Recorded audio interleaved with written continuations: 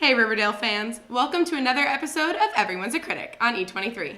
I'm Nicole Harrington, and today we're talking about the CW's hottest show, Riverdale. The season 4 premiere centered around a tribute to Luke Perry, who played Archie's father throughout the first 3 seasons and sadly passed away earlier this year. It was a necessary episode, and they handled it with true class. Despite this, the episode begins with much more positivity than past seasons. Jughead narrates that Riverdale has been pretty quiet, and that the high school students are actually able to live normal lives since the bizarreness that was the last season. If you forgot what happened during the season 3 finale, I'll sum it up as fast as possible.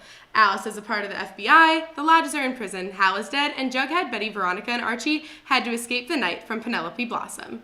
It ended wildly, so to start the next season so casually was shocking, but also necessary considering the death of Luke Perry.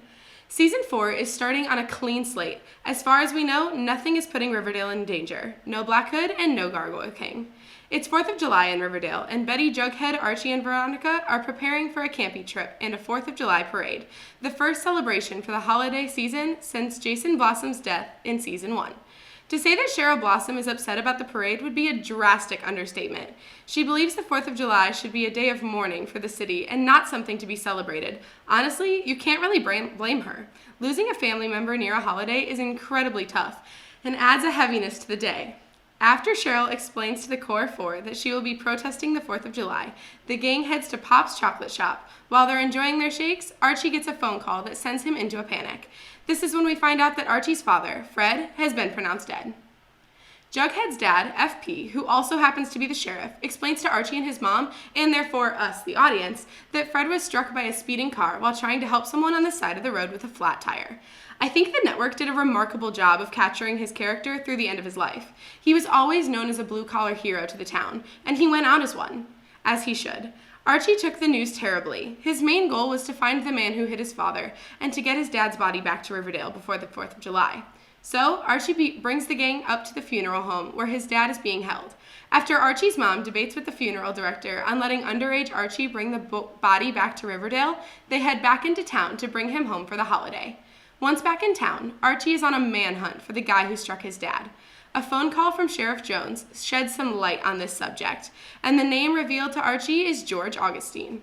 Being the short-tempered teen that he is, Archie immediately looks in the phone book to find his address and heads to his home. After a heated argument with Augustine, Archie is stopped from getting physical by Augustine's son, who reveals that it was he who struck Fred Andrews with the car.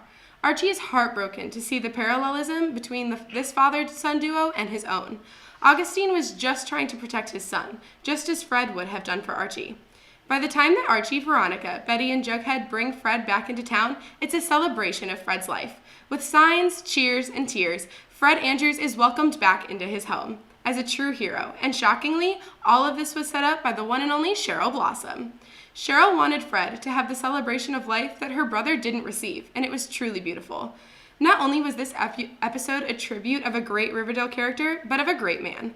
The lack of plot was completely understandable, and if anything, made everyone more excited for episode 2, which I sure am.